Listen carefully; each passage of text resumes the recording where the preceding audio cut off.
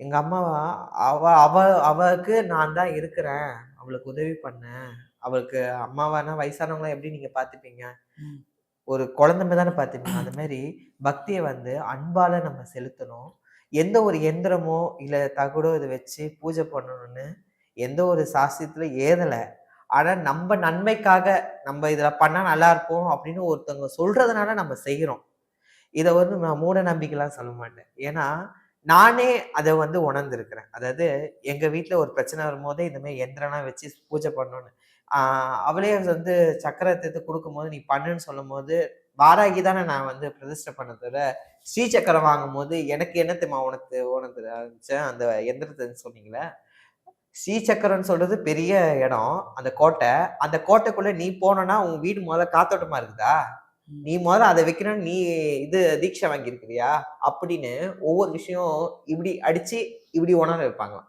ம். நீங்க சொல்றீங்க ஸ்ரீசக்கரம்ன்னு சொல்றது வந்து ஒரு பெரிய கோட்டை. அந்த கோட்டைக்குள்ள போனோம்னா, நம்மளுக்கு ஸ்ரீவித்யா உபாசகம் தெரிஞ்சிருக்கணும். ச சரியான முறையில வந்து தீட்சை வாங்கியிருக்கணும். இது இல்லாத ஒரு நபர் மூலியமா நீங்க ஸ்ரீசக்கரம் பூஜை பண்ணா பண்ணலாம். நானே நாளைக்கு போய் கூட ஸ்ரீசக்கரம் வாங்கி கூட பண்ணலாம். ஆனா, எந்த மந்திரத்த சொல்லி அத நான் உச்சாரணம் பண்ணா எங்க அம்மா வருவாங்க? ம். லலிதா சகஸ்ரநாமம்னு உங்களுக்கு ஒரு தெரியும். அந்த விஷயத்துல வந்து அதுல எவ்வளோ 1000 நாமம் இருந்தாலும், அந்த நாமத்த சொன்னா தான் அம்பாள் வருவாங்கன்னு சொல்லிட்டு நமக்கு பெரியவங்கலாம் சொல்லியிருக்கிறாங்க. நம்ம அது உள்ள போய் பார்க்க முடியாதே! நம்மளால அத உணர முடியாது. அந்த மாரி மானிடர்கள் என்னமோ உங்களோட உண்மையான பக்தி எது தெரியுமா செலுத்தணும்? உண்மையான பக்தி உங்களுடைய பிரச்சனைகள் எல்லாமே அம்பாள் பாதத்துல சமர்ப்பணம் பண்ணிடணும்.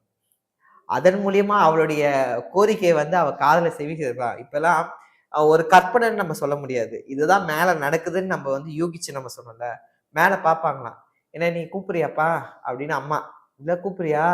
என்ன நீ வணங்குறியா?" அப்படின்னு இப்படி பார்ப்பாளாம். யாரு?